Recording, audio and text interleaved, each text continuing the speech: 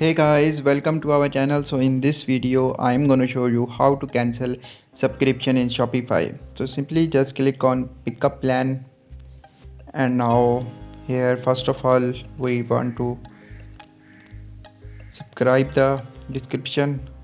So currently you have seen that subscription page is here, so simply choose a plan.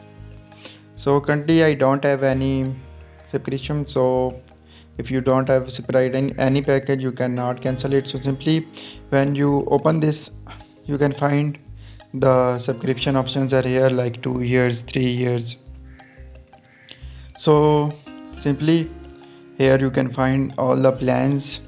Like here this plan is available in $49 and this plan is available in $299. So simply now if you have subscribed any subscription, so simply you will find the cancel option here and simply click on the cancel button to cancel your subscription in Shopify.